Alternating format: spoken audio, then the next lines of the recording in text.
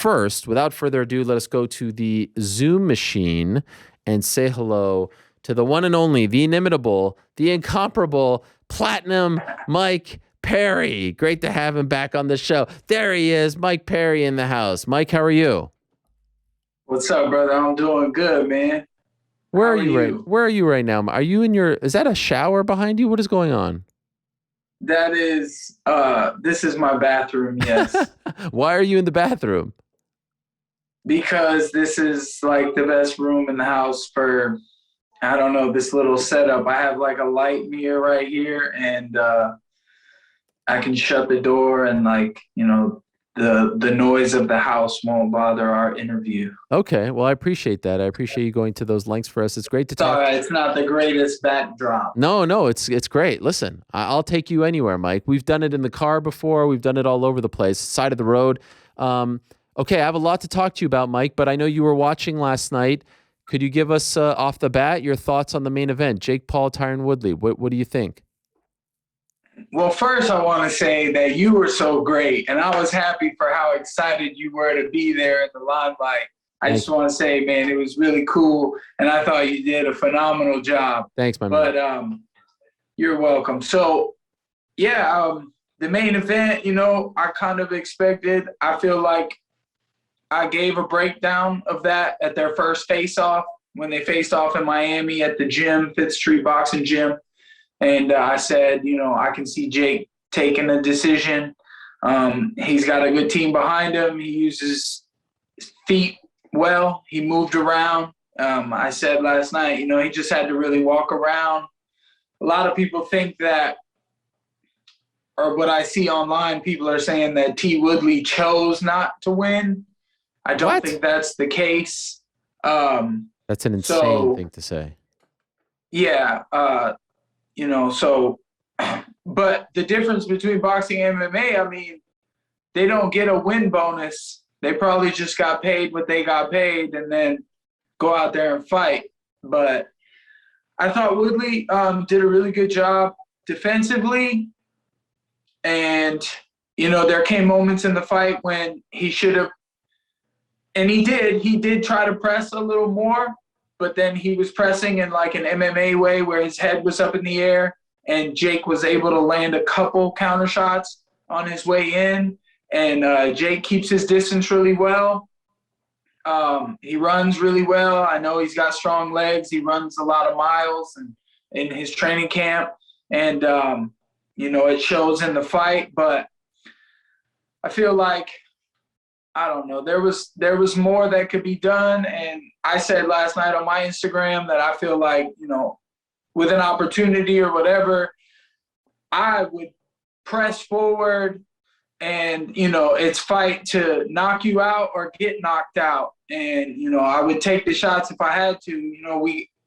T. Woodley and me are similar and I don't have the credentials he has. He's a great champion. He's very strong and athletic, and you could see that he wanted to clinch and he wanted to do some head pressure and do some grappling stuff. And I feel like,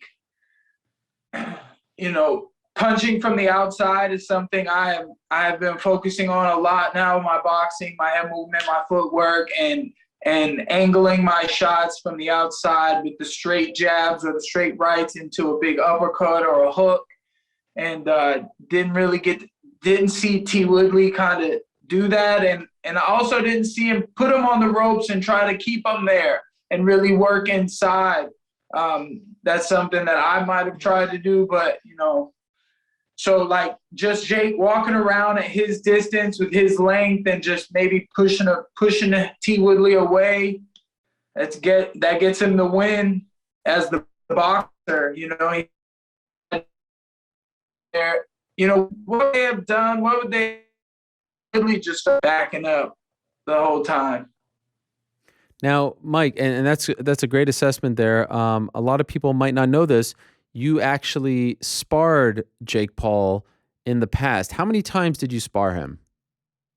We sparred one time for 6 rounds. We did 6 rounds. He was smooth in the first 3 rounds. And then I started, my pressure started adding up because that's the difference between me and T. Wood was that T. Woodley started off really defensive and there wasn't a lot of action going on. And I just went straight for it. And he hit me a couple times, clean shots, but there was no follow-up. I said on an interview that he didn't have that finishing killer instinct. Once he hits you with a good shot, that's about it. And then he's back on his fight. And, I let him kind of hit me with his best shots. It's like I kind of wanted to feel it. And then that does something to a man when he hits you as hard as he can and you just keep coming at him. And I was trying to put him on the ropes and it started working. My pressure added up. And, I started landing some hooks, started making him drop into some uppercuts. Because that's another thing boxers do too that MMA guys don't. When they bob and weave, when you throw a shot, they duck really low. They duck all the way down to like kicking range. That's why MMA guys don't duck like that, because knees and kicks. And Muay Thai is more like upright. But I started, I just knew that I was going to be able to take his shots. And I was trying to be a good sparring partner too. I was trying to be a good training partner. I know he has a good team and good people around him. I was kind of trying to be a part of it and like see if I can come back around. But then he tried to make a fool out of me when Dustin Poirier said he wanted to see him fight me. And how did he try to make a fool out of you? And by the way, just for context, when was this? When was the sparring session? This was like a week or two before I fought Daniel Rodriguez. So that was in April. So it was probably like, is this before the Askren fight? Yeah, it was a couple weeks before the Askren fight. Okay. Sorry. Okay. So, and what happened with Poirier? So Poirier said something about on Twitter, like, "Oh, I want to see you fight Mike Perry." So then Jake posted this video, and I knew the camera was there. They're obviously always rolling on footage when they're in the gym, and I saw the camera there, and I feel like I kind of set him up. Deep down, I knew that this was going to come out. And I walked over to him and I said, "Hey, man, you kicked my ass." He did. He did a good job at keeping his distance, and I'm a fan of boxing. I understand the keeping the range and the distance. It's like a pretty style, and he fights that way because he's got a lot of money behind him, and he has to fight a very protective way. No, not a real gritty way. And he posted the video of me saying, "Oh, you kicked my ass, Jake." And then he said, in his words, I already kicked his ass, like he didn't want to have the fight with me. But he knows what was happening in the third, fourth, fifth, and sixth rounds of our sparring match. And, I never slowed down. I just always put on pressure. And when I sparred him, I was 180 and he was like 195. So, if we were going to prepare for something, it's a totally different thing. I have been preparing for Southpaw Daniel Rodriguez, and I have been doing a lot of grappling. I grappled that morning before I sparred Jake that night. And I just feel like preparation would be totally different. And, like I said, I would just go forward to knock you out or get knocked out in the process. And I don't see myself getting knocked out, especially with the ability to focus on boxing and work that consistently day in and day out. So very, very interesting stuff. I'm wondering how you ended up there. Like, who set that up? I was at FRM Studios, the management office in Miami, and Abe said something about, "You want to spar Jake Paul?" I was like, "Yeah, absolutely." And then they called up they called up his people, and they were like, Mike's talked some shit, and Abe was like, "We all talk shit, and that's what fighting is about. You talk shit, but like." And I told Jake, "Yo, I respect it, bro. Real talk. I showed up with my girl and my baby, and he had 30 people there, his team. And he was cool. I went over to him. I was like, hey, man, I respect what you're doing. You know, pretty much like you the Disney kid, but you really out here doing your thing, trying to box. And he's gradually going up in competition. I mean, T. Woodley was real competition. Yeah. So, you know, I was like, I respect it. But then when he posted that video and I got real mad at him, you know, I feel like I honestly didn't handle it right.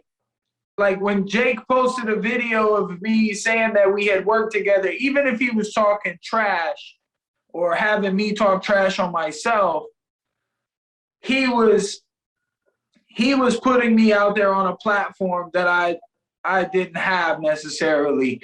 And I had saw Jake and his boy Jay Leon Love in the club later that week. We were at Live, and I walked by and somebody grabbed me, and it was them.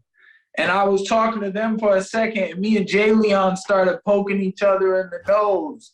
And then all these people came over and was like, no, like separating us. And I was like, it's all good.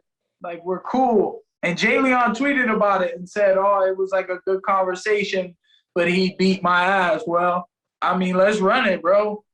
Okay, so I saw on Twitter yesterday, you talked about Jake. You also talked about Tommy Fury.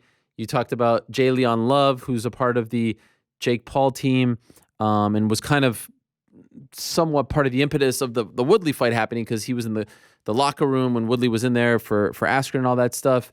What do you want next? Because there's a lot of different directions here. What does, if someone came up to you right now, your manager, Abe, says, hey, Mike, what are we doing? What's the direction? What do you want? Well, I just want to know what we're doing. Does, you know, being that I possibly do still have the fight on my UFC contract. How many fights left there? Well, I was talking with management yesterday, and he was like, we were trying to figure out if it was a 4-fight since I fought Luque, and then I signed a 4-fight or a 5-fight. And I was like, I thought I signed a 5-fight. And that's why I was so confident to say I have 1 fight left on my contract. And he didn't get back to me. And so it's like up in the air. And so right now it's like this MMA versus boxing thing, this spectacle is happening. And they're getting their guys boxing matches. I just want to know what I'm going to do. And here's another thing that I thought about. If it is a UFC fight, what are you going to see me do? I'm going to go in there and I'm going to try to box the guy anyways. So I'm focusing more on boxing, even though my grappling has gone up. I'm such a good grappler, but now I'm trying to get that back to the boxing, to the head movement. I've noticed so many bad habits in myself that kind of MMA has kind of created it, and I've let happen. So I'm going back to boxing fundamentals, really moving my head, really sticking with the jab, and like, you know, it's really a lot of head movement and footwork. And so I'm down to fight. I just want to fight. My management, whatever they want me to do, just give me a heads up. Let me know so that, you know, when I'm going in the gym, I can put on, if I'm boxing, I put on boxing shoes and a cup and a headgear, and like I can train like a boxer. Otherwise, I'm in the gym. I just came from training and we were doing a lot of jiu-jitsu, and I chose to go ahead and do the jiu-jitsu just because I need the work. And but I'm down to fight anybody, man, anytime. I know that Kevin Leah just called me out, but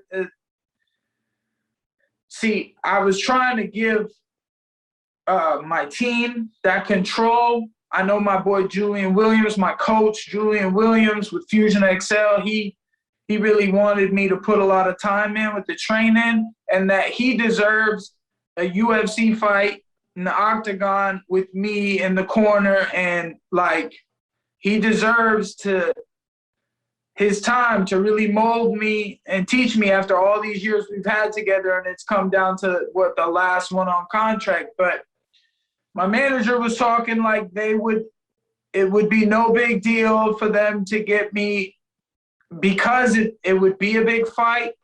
they would do the MMA boxing match or whatever.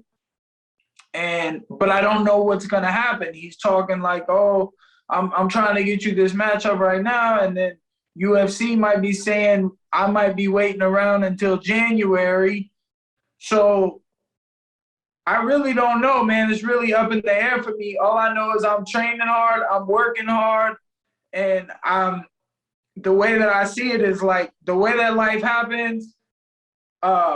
There's opportunities, and you have to be prepared for whatever opportunity it is. So that's my goal. I'm training twice a day. Tonight I'm gonna go do my boxing workouts, and I had just came from MMA, and I want to fight, bro. I'm in great shape. I know, like I said no to the Kevin Lee thing, but it was like my team didn't want that. They wanted more time. They didn't want to jump into that fight.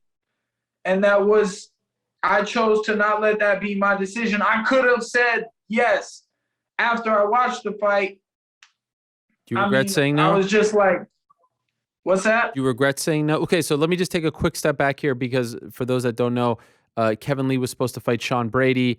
That fight fell off once, and then Brady had to withdraw, and then Kevin Lee was calling a bunch of people out saying, hey, fight me on short notice. You were one of those people, as you just said. You declined, totally fair. Your team wanted more time, and he came out and said, he lost respect for you and all this stuff. And now you're saying you watched the fight. He fought Daniel Rodriguez, who you fought back in April. He lost on Saturday night, and now you're saying you watched it, and what did you regret saying no? Do you feel like you should have said yes? Though, but he just came off of 18 months. Right. He was talking trash about me not fighting, but he just came off of 18 months because he was obviously working on himself. And I don't regret saying no because I trust my team and I have faith in my coach, Julian. He's really great. So, and it's just like, it was a little scary because I was like, dang, maybe I missed out on an opportunity. And it sounds like I might not be getting another opportunity right now. Why not, though? I don't understand. I wasn't understanding it either. You think you're being punished? Were saying, maybe. And like, if I would have said yes on Twitter, would they have called and offered the fight? Who knows? To Abe anyway? Yeah, who knows? You know what I mean? So I'm just trying to keep faith. I'm trying to stay focused and I'm doing my training and I'm leveling up every day. I'm getting better and I'm preparing myself for all types. It would be nice to get specific and really focus on whoever I'm going to be up against. I'm just, so I was just trying to call people out. I mean, well, can I make an observation, Mike? Can I make an observation? You tell me if I'm wrong here. Reading the tweets, even you right now, and again, tell me if I'm wrong. I feel like I'm talking to a different Mike Perry right now. And I'd love for you to tell me if I'm right or wrong, and if I'm right, explain why. The tweets, even the tone of the tweets, you're not angry, you're jovial. I don't know if it's fatherhood that has changed you or your personal life is in a good place, but you are coming across to me as maybe a bit of a grown-up Mike Perry, a more mature Mike Perry, like I said, a happier Mike Perry, despite all this other stuff that we're talking about. Have you changed? Do you feel different? Because I feel like this is the first time in a while that I've talked to you. And when I was reading your tweets last night, I was like, this is a different Mike. Like, it's not all over the place. It's not angry. That was a big thing. Have you changed? Am I right by saying that? Is that on point?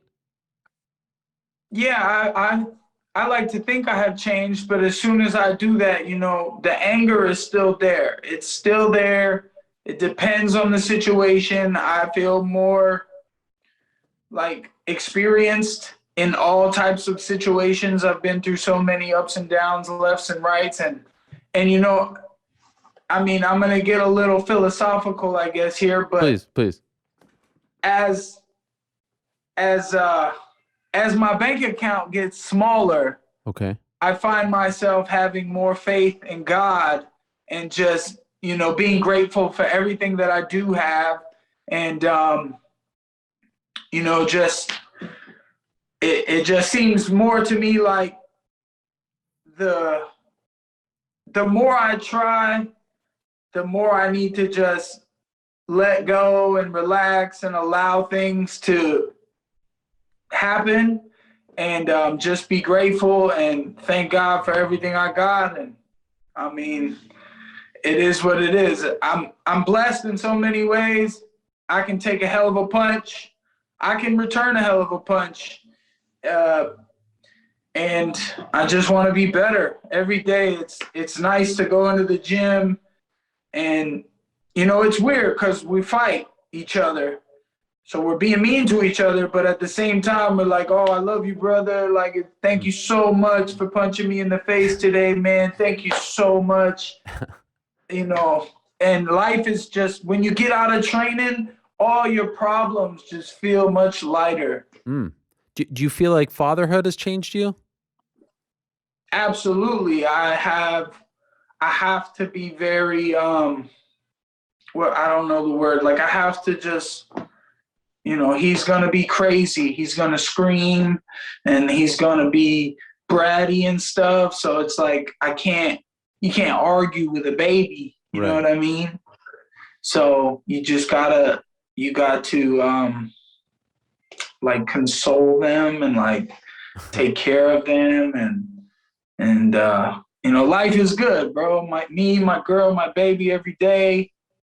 That's the family. I'm all about the fam, and I could see it in your face, man. The gym fam too. I could see it in your face. Like, I could see the smile. Like, even now, like there is not.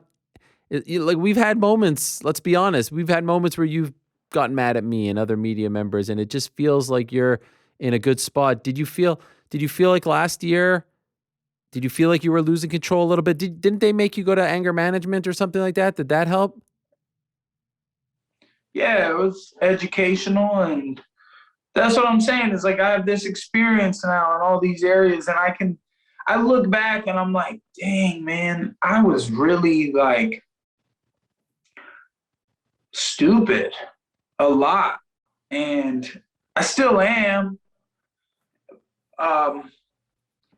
But like I said, sometimes I try to be quiet because I feel like I don't want to say something stupid or upset anybody or hurt anybody's feelings. Like, don't try to make a joke when it's, it could hurt someone's feelings. So, like, but then I also, it's like a fine line. Life is about balance. You know what I mean? You can't just always be quiet, because then no doors will open for you. If you have to knock, or you have to say, something sometimes. So, that was another thing that made me think, because as I said that, I thought, Jake Paul did say one good thing last night. That at the end of his little thing, he was talking about the boxing bullies and kids get confidence, and he used to be a bully and it's not cool. That was really cool. Yeah. But and he also said, it's kind of funny. He was like, they were like, you asked, oh, do you want to fight Tommy Fury? And he was like, I need to figure out who I am.